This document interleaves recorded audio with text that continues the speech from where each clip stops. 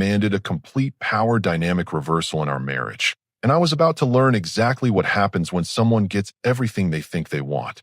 I walked through the front door of our house in suburban Phoenix at exactly 6:15 p.m., same as every Tuesday for the past 3 years. The Arizona heat was still scorching in these final days of August, and I was looking forward to a cold beer and maybe catching the end of the Cardinals game. But the moment I stepped inside, something felt different. She was standing in the living room with her arms crossed, wearing this expression I'd never seen before. Not angry, not upset, but determined, like she'd been rehearsing something all day. "We need to talk," she said, pointing to the couch like I was about to get called into the principal's office. I set down my keys and grabbed a bottle of water from the fridge instead of that beer. Something told me I was going to need complete clarity for whatever was coming. "All right, what's going on?" She pulled out her phone and started reading from what looked like notes. "I've been doing a lot of thinking about our relationship dynamic, and I've decided we need a complete power reversal." I blinked. "What now?" "You heard me. For 1 week, starting tomorrow morning, I'm going to be the one in charge of everything. You're going to follow my lead, my rules, my schedule. No questions, no pushback, no taking initiative unless I specifically ask for it." I leaned back on the couch and studied her face. This wasn't a joke. She was dead serious. "And why exactly would we do that?" "Because," she said, pacing now, "you always act like you know what's best for everything. You make decisions without asking me. You just take control of situations automatically. Well, now it's my turn." I took a slow sip of water. "So this is about control. This is about respect. This is about showing you what it feels like to not be the one calling the shots for once. Here's the thing about my wife. She's smart, she's capable, but she's never actually wanted real responsibility. Whenever there's a problem with the mortgage, the car, the insurance, anything that requires actual decision-making and consequences, she hands it off to me. But apparently, she'd convinced herself that I was some kind of control freak instead of just reliable. How long are we talking about here? 1 week. 7 days. And I've already made the rules." She pulled out a folder. An actual folder with printed pages inside. She'd been planning this. "Rule number 1. You wake up when I tell you to wake up. Rule number 2. You eat what I prepare and when I say to eat it. Rule number 3. You do the household tasks I assign, in the order I assign them, to my specifications." I flipped through the papers. She had daily schedules mapped out hour by hour. 5:30 a.m. wake-up calls. Cleaning routines broken down into 15-minute increments.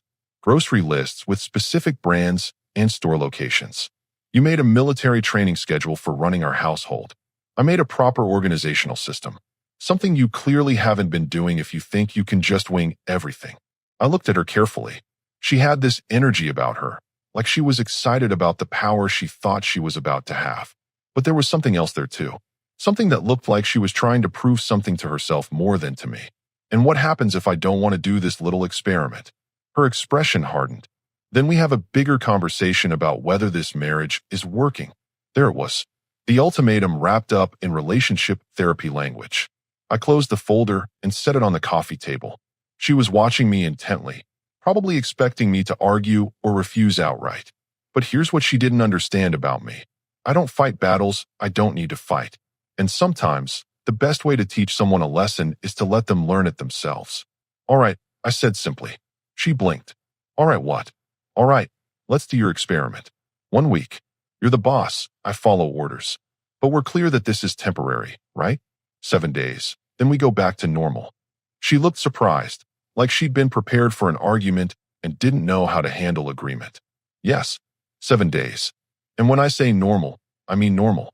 No extended negotiations. No, let's keep some of these changes. No trying to turn this into a permanent arrangement."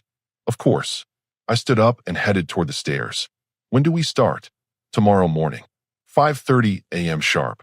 I turned back to look at her. She was holding that folder like it was some kind of trophy. "Just so we're clear," I said, "being in charge means you're responsible for the consequences of every decision you make. Not just the fun parts where you get to give orders. Everything that goes wrong, every problem that comes up, every situation that needs handling. That's all on you now." For just a second, I saw something flicker across her face. Doubt maybe. But then she lifted her chin. "I can handle it. I'm sure you think you can."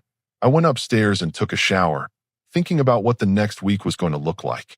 She had no idea what she just signed up for.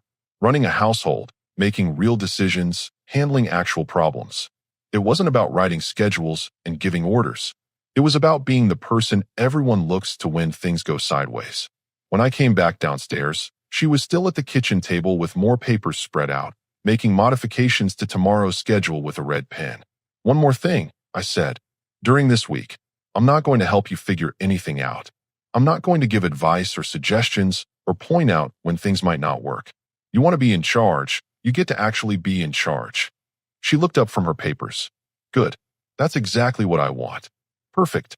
Then I'll see you at 5:30 tomorrow morning. I went to bed that night knowing exactly how this was going to end, but she was going to have to learn it the hard way. The alarm went off at 5:30 a.m. sharp, but I was already awake.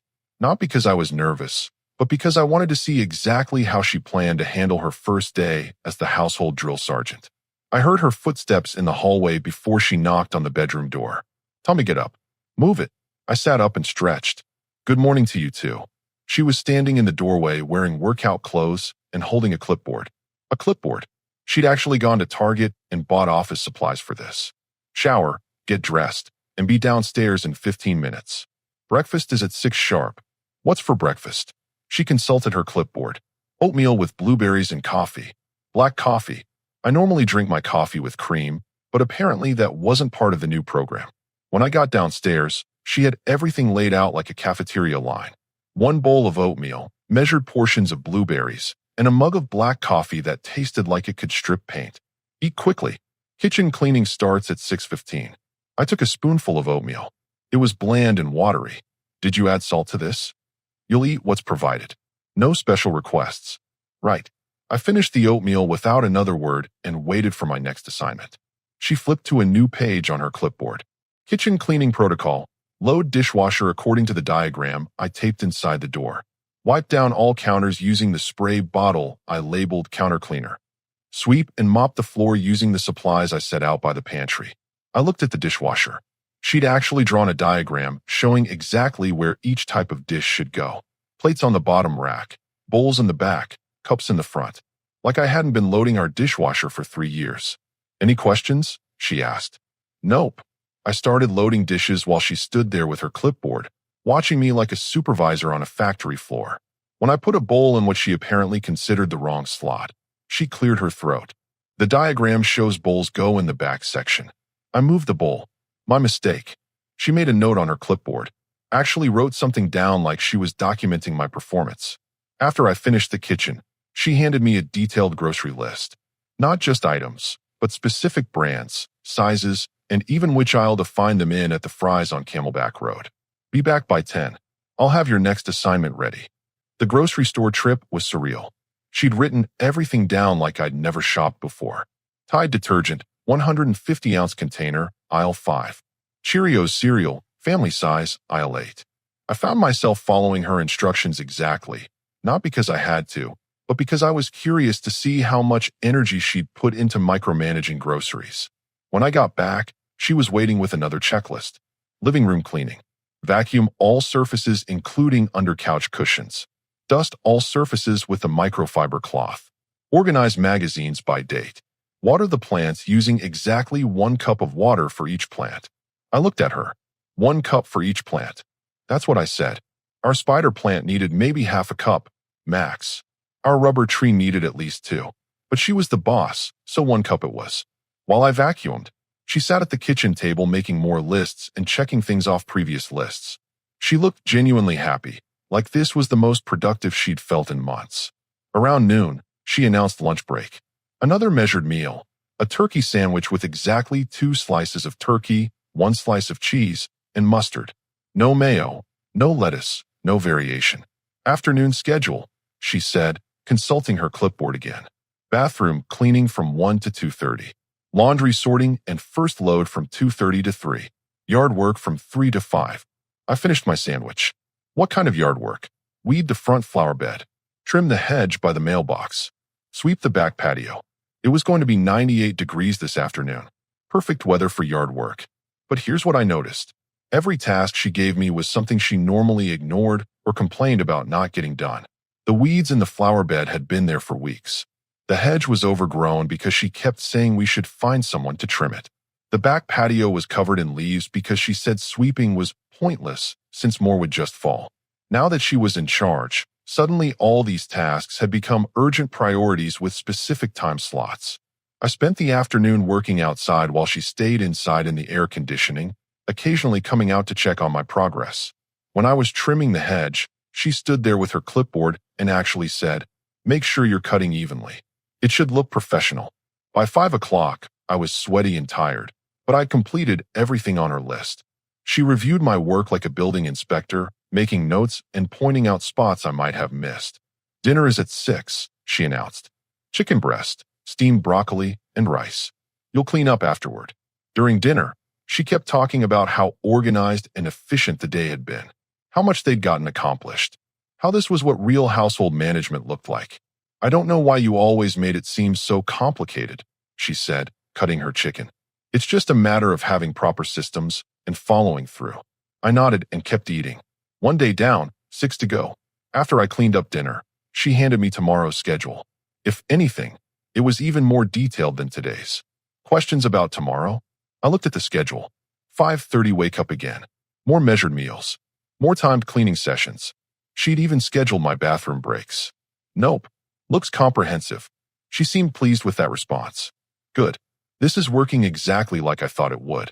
I went to bed that night wondering if she'd noticed that being the person who makes all the schedules and gives all the orders meant she was also the person who had to solve every problem that came up. But so far, day 1 had been pretty smooth. That was about to change. Day 2 started the same way as day 1. 5:30 a.m. wake-up call, and her standing there with that clipboard like she was running boot camp. But 20 minutes into her perfectly planned morning routine, reality decided to throw its first curveball. I was in the middle of my assigned kitchen cleaning when we both heard it, a loud grinding noise from the laundry room, followed by complete silence. She looked at me from her position at the kitchen table where she'd been reviewing today's schedule. "What was that?" "Sounds like the washing machine." The grinding noise happened again, then stopped. Then nothing. She got up and walked to the laundry room. I could hear her opening and closing the washer lid, pressing buttons. A few seconds later, she came back looking frustrated. "It's not working. It starts to fill with water, makes that noise, then shuts off." I continued wiping down the counters. "Okay." She stared at me. "Well, what do we do?" "I don't know. You're in charge of household decisions now." Her eyes narrowed. "Don't be difficult. Obviously, we need to fix it." "Obviously. So what's your plan?" She looked back toward the laundry room, then at me, then at her clipboard. "This wasn't on today's schedule. I'll call someone." "Who?" "A repair company." "Which one?" Another pause. "I don't know. I'll look one up." I finished the counters and moved on to loading the dishwasher. She stood there for another minute, clearly expecting me to jump in with suggestions about which repair company to call, or whether we should check the warranty first, or any of the dozen other considerations that come with appliance problems. When I didn't offer anything, she went to get her phone. 20 minutes later, she was still on hold with the first repair company. When she finally got through, they told her the earliest they could come out was Friday. She hung up and immediately called another company. "Thursday afternoon is the earliest?" "That's 3 days from now." While she was making calls, her work phone started ringing. She looked at it, looked at me still following my kitchen cleaning checklist, and answered. "What?" "No, I told you the Morrison account needed those revisions by Wednesday." "Yes, I know it's Tuesday, that's why I'm saying. Can you hold on?" She covered the phone. "I have to take this call. It's work." I nodded and started sweeping the floor. For the next 40 minutes, she was on the phone dealing with some crisis at her marketing firm. Apparently, someone had misunderstood her instructions on a client presentation, and now she was trying to fix it remotely while also still calling washing machine repair companies during breaks in the conversation. By 10 a.m., she was behind on her own schedule. I was still following my assigned tasks exactly as written, but she was supposed to be supervising my grocery store trip, and instead she was juggling phone calls and looking increasingly stressed. "Just go to the store," she said, waving her hand at me while balancing 2 phones. "Get everything on the list." "What about the washing machine?" "I'm handling it." I went to Fry's and took my time, following her detailed instructions exactly. When I got back an hour later, She was sitting at the kitchen table surrounded by papers, her laptop open, and at least 3 different phone numbers written on sticky notes. "The repair guy can't come until Thursday," she said without looking up. "And we have a load of clothes sitting in water that's probably getting moldy. That's a problem." "Yes, it's a problem. A big problem." She looked at me like she expected me to solve it. When I didn't say anything, she sighed and went back to her laptop. "I'm trying to find a different repair company, but everyone's booked up this week." Around noon, the next problem hit. She was opening the mail when she stopped and stared at one envelope. "This is a notice from the insurance company. They're saying our car insurance payment was declined." I was in the middle of my assigned lunch prep, assembling her specified turkey sandwich with exact proportions. "What does it say exactly?" She read from the letter. "Payment method on file was declined. Coverage will be suspended if payment is not received within 5 business days." When was it supposed to be paid? Last week sometime. She was flipping through more mail. "Here's another one from the electric company. Same thing." I set her sandwich in front of her. "Sounds like you need to check the bank account." "The bank account is fine. We have plenty of money." "Then why did the payments get declined?" She opened her laptop and logged into our online banking. After a few minutes of clicking around, her expression changed. "The checking account is lower than I thought." I started making my own sandwich. "How much lower?" "Low enough that the automatic payments bounced." This was interesting. She'd always let me handle the bills and the bank account balancing. She knew we had money, but she'd never paid attention to the timing of when bills came out versus when paychecks went in. "So what's your plan?" She stared at the laptop screen. "I need to transfer money from savings to checking, then call both companies to reinstate the payments." Sounds right. She spent the next hour on hold with the insurance company, then on hold with the electric company, then trying to figure out how to do an online transfer between our accounts, something I normally handled in about 5 minutes. By 2 p.m., she was visibly frazzled. Her morning schedule was completely shot. The washing machine was still broken with wet clothes sitting in it. She'd missed 2 work calls while dealing with the payment issues, and she kept looking at me like she was waiting for me to step in and take over. But I was busy following today's assignment, bathroom cleaning from 1:30 to 3 p.m., when her phone rang again, and it was her boss asking where the Morrison revisions were. She looked like she might cry. "I'm working on them right now," she said into the phone while frantically opening files on her laptop. "I'll have them to you by 4. After she hung up, she looked at me scrubbing the bathroom sink. "I can't get everything done today." "That's rough. Maybe you could help with a few things while I finish this work project." I stopped scrubbing and looked at her. "Help how? Like, maybe call a few more repair companies? Or deal with the wet clothes in the washing machine?" "I thought you were handling the household decisions this week." "I am. I'm just saying maybe you could execute some of the solutions I come up with." "Which solutions?" She paused. "I'm still working on them." I went back to scrubbing the sink. "Let me know when you figure them out." At 3 p.m., I moved on to my next scheduled task, organizing the garage. She was still at the kitchen table, trying to finish her work project while also researching washing machine repair and checking bank account balances. By 5 p.m., she looked exhausted. Her perfect schedule was completely destroyed. The washing machine problem wasn't solved. The work project was half finished, and she was starting to realize that being in charge meant more than just writing lists and giving orders. But the best part? Tomorrow was Wednesday, and Wednesdays were when all our other bills came due. Day 3 started with her alarm going off at 5:30 a.m., but she didn't get out of bed until 6:15. I could hear her in the next room, already on the phone, dealing with some new emergency at work. When she finally came downstairs, she looked like she hadn't slept much. Her hair was pulled back in a messy ponytail, and she was carrying her laptop along with the infamous clipboard. "Change of plans," she announced. "Breakfast is cereal. Whatever we have in the pantry." I poured myself a bowl of Cheerios and waited for the morning's assignments. But instead of her usual detailed schedule, she was typing frantically on her laptop while taking bites of toast.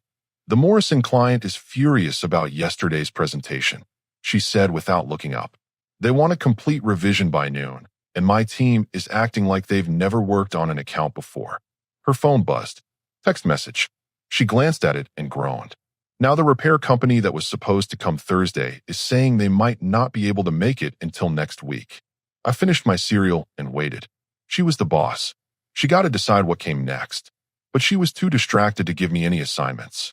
She was juggling her laptop, her phone, and trying to eat breakfast all at the same time. After 10 minutes of watching her multitask badly, I cleared my throat. What's on today's schedule? She looked up from her laptop like she'd forgotten I was there. Schedule? Right. Just clean something. I'll let you know. This was a far cry from yesterday's military precision. While she tried to manage her work crisis, I decided to tackle the wet clothes still sitting in the broken washing machine. Not because she'd asked me to, but because someone had to, and I was curious to see how long she'd let them sit there getting moldy. I pulled out the soggy clothes and wrung them out in the utility sink. They'd been sitting in water for almost 24 hours now. A few items were definitely going to need rewashing whenever we got the machine fixed. Around 10 a.m., she got a phone call that made everything worse. "What do you mean there's a scheduling conflict?" she said into the phone. "We booked this 3 weeks ago. No, we can't move it to next month. The client presentation is Friday." She hung up and immediately called someone else. "Can you get us into the conference room at the Marriott by Thursday? I don't care what it costs." While she was dealing with that, the mail arrived. I brought it in and set it on the kitchen table next to her laptop. She glanced at it, and her face went white. "That's a traffic ticket." "When did I get a traffic ticket?" I looked at the envelope. It's dated from last Friday. "Running a red light on Camelback and 32nd Street." She stared at it. "I don't remember running any red light." Apparently, the camera remembers. She opened the envelope. $250? For a red light. Plus, there's a deadline to pay it or contest it. She looked at the date. "That's next Tuesday. How am I supposed to deal with this by next Tuesday when I can't even get a washing machine repaired by Thursday?" I was starting to see the pattern. When I normally handled all this stuff, I dealt with problems as they came up, one at a time, with the experience to know which ones were urgent and which ones could wait. She was trying to handle everything at once with no system and no experience, and it was overwhelming her. Her phone rang again. This time it was our insurance company. "Yes, I made the payment yesterday." "What do you mean it was declined again?" "I transferred money to cover it." "How much is in the account right now?" She put the call on hold and logged into our bank account. Her expression got worse.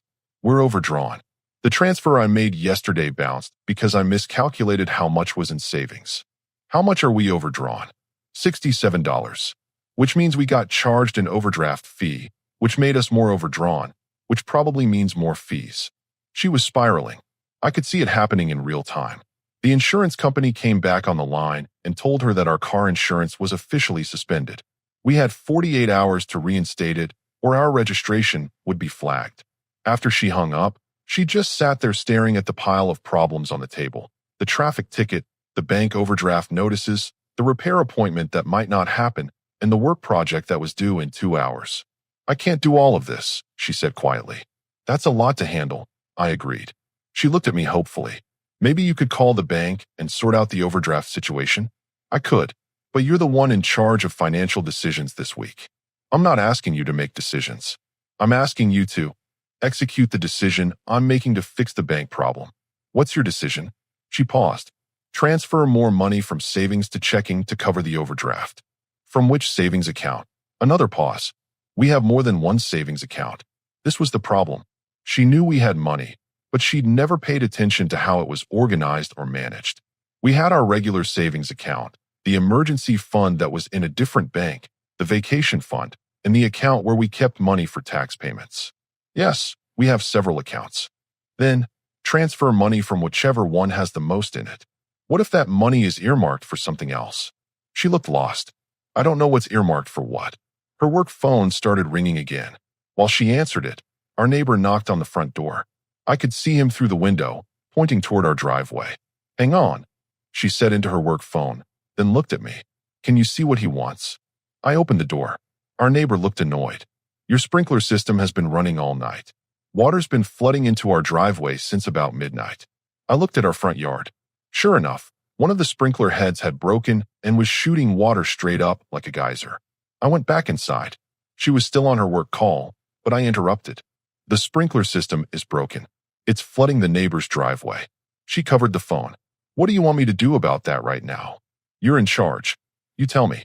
She looked like she might actually start crying right there in the kitchen. Her work emergency, the bank overdraft, the traffic ticket, and now a broken sprinkler system. All problems that needed immediate attention from the person in charge. "I have to finish this call first," she said desperately. The neighbor's waiting. Then tell him we'll fix it as soon as possible. When will that be? I don't know. Her voice cracked on the last word. She was losing it, and we were only halfway through day 3. Day 4 didn't start with an alarm. It started at 4:47 a.m. with her shaking me awake, already fully dressed and in full panic mode. The client moved up their deadline. The presentation is due at 8 a.m., not noon. I sat up and checked the clock. It's not even 5 in the morning. I know what time it is. I've been up since 3 trying to fix this disaster. She was pacing around the bedroom, laptop in one hand, phone in the other, looking like she hadn't slept at all. Her hair was a mess. She had dark circles under her eyes, and she was wearing the same clothes from yesterday. I need you to handle some things while I finish this presentation. I got out of bed. What things? The sprinkler repair guy is coming at 7. The bank opens at 9. You need to go there and fix the overdraft situation. The traffic ticket needs to be paid today, or I have to go to court. She was talking fast, like she was afraid if she slowed down she'd forget something important. And the washing machine? Still broken. The repair company moved us to next Tuesday. I went to the bathroom to get ready while she continued her frantic pacing. When I came back, she was sitting on the edge of the bed with her head in her hands. This is impossible. There aren't enough hours in the day. Seems challenging, I agreed. She looked up at me. I need your help. I'm ready for my assignments. No, I need your actual help. Not just following orders. I need you to think and problem solve and handle things like you normally do. I paused. But you're in charge this week. I'm still in charge. I'm just delegating more responsibility to you. What's my level of authority for these delegated responsibilities? She blinked. What do you mean? I mean, if I go to the bank and they want to know why we're overdrawn and what our long-term plan is for managing the account, what am I authorized to tell them? If the sprinkler repair guy says we need to replace the whole system, can I approve that expense? If the traffic ticket office says there are other unpaid violations, can I handle those too? She stared at me like I was speaking a foreign language. These were exactly the kinds of decisions she'd never had to think about before. Just do whatever you think is right. So you want me to use my own judgment? Yes. But you're still in charge? Yes, but... Her phone rang. Work emergency number 3 of the day, and it wasn't even 6 a.m. yet. While she took the call, I went downstairs and made coffee. Real coffee with cream, since she was too distracted to enforce her breakfast regulations. The sprinkler repair guy showed up right on time at 7 a.m. He was a guy in his 50s who looked like he'd been fixing irrigation systems since before I was born. Looks like the pressure regulator failed, he said after examining the broken sprinkler head. When that happens, it can damage other parts of the system. I'll need to check all the zones. My wife was still upstairs on her work call, so I followed him around the yard while he tested each section of the sprinkler system. After 30 minutes, he had bad news. 3 zones are damaged. You're looking at about $800 in parts and labor to fix it properly. How long will it take? I can get the parts and come back Friday, have it done by end of day. I could hear her upstairs, still on the phone, her voice getting more stressed by the minute. The sprinkler guy was waiting for an answer. Go ahead and order the parts, I told him. You sure? 800's not pocket change. We need it fixed. He wrote up the work order and left. I went back inside just as she was coming downstairs, laptop in hand, looking defeated. How did the presentation go?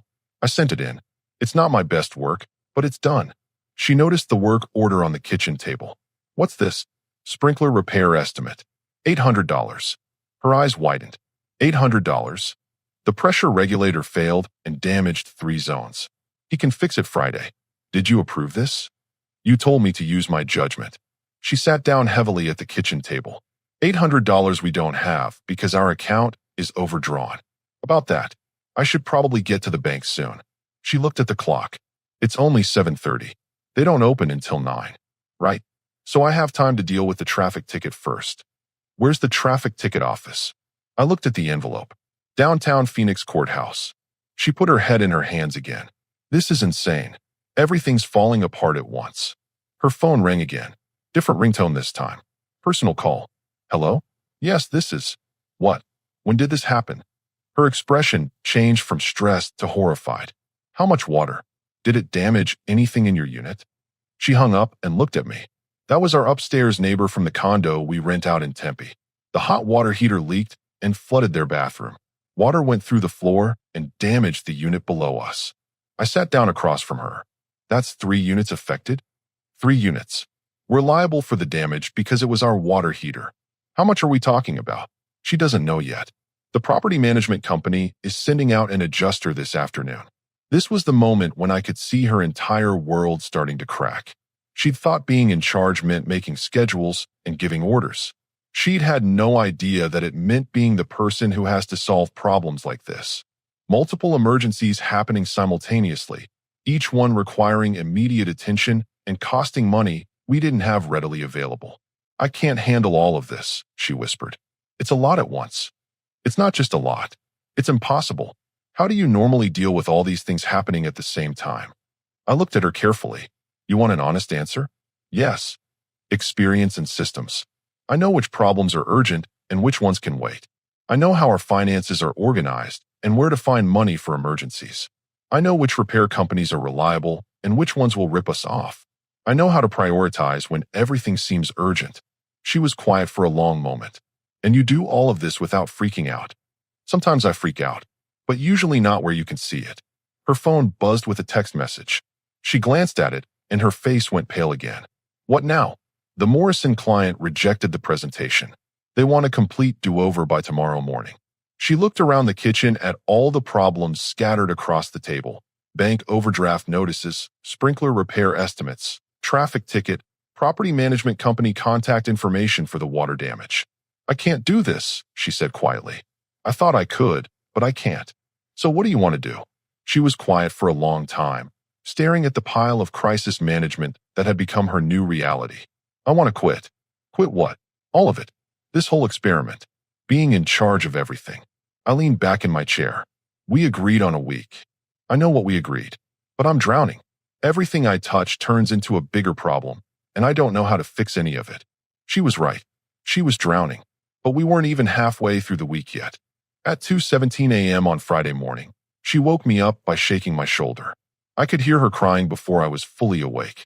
I can't do this anymore. I sat up and turned on the bedside lamp. She was sitting on the edge of the bed in her pajamas, tears streaming down her face, holding a crumpled tissue. Please, I need you to take control back. I need you to fix everything. I looked at her carefully. What happened to the 1-week experiment? The experiment is over. I failed. Completely. She was sobbing now, not just crying but full-body shaking sobs. I spent all night trying to figure out how to pay for the sprinkler repair and the water damage and the traffic ticket while also redoing that presentation, and I can't make the numbers work. I can't make any of it work. I got out of bed and sat next to her. Tell me what you're thinking right now. I'm thinking that I'm an idiot. I'm thinking that I had no idea what you actually do to keep our lives running. I thought you were just controlling things because you wanted to be in control. She wiped her nose with the tissue. But you weren't controlling things. You were managing things. There's a huge difference, and I didn't understand that until everything started falling apart. What's the difference? Control is about power. Management is about responsibility. I wanted the power to make decisions, but I didn't want the responsibility for the consequences. She was right. That was exactly the difference.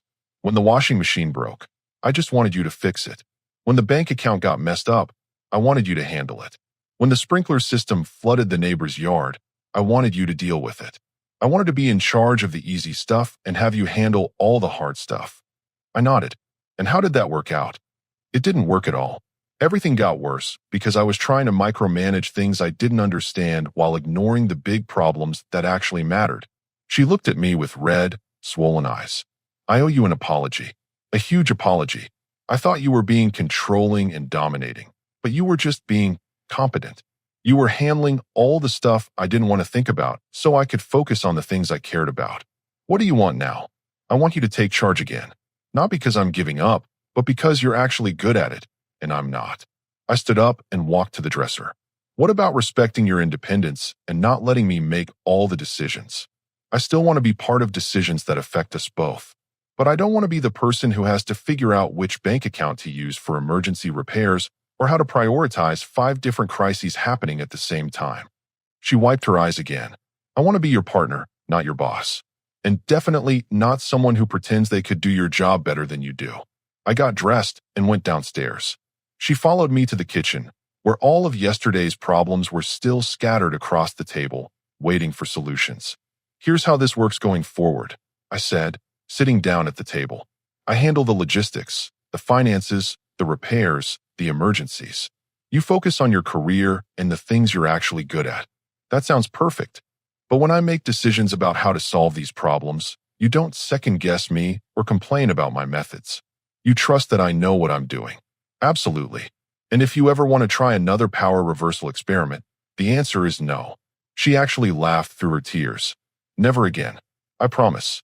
I picked up the bank overdraft notice and started making a list of what needed to be handled first.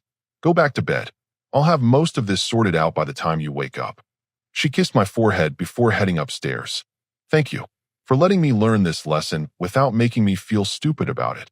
By 8 a.m., I'd transferred money from our emergency fund to cover the overdrafts, paid the traffic ticket online, called the insurance company to reinstate our policy, and scheduled the water damage adjuster for our rental property. When she came downstairs for breakfast, everything was under control again. How do you make it look so easy? Practice. And knowing that being in charge isn't about getting respect. It's about earning it. She poured herself coffee and sat down next to me. I definitely respect you more now. Good. That was the point of letting you try. Our story has come to an end. If you've made it this far, how about subscribing to our channel? It helps us immensely. I've selected 2 other videos for you that I'm sure you'll enjoy. Feel free to click on them. I'll be waiting for you in the next story. See you soon.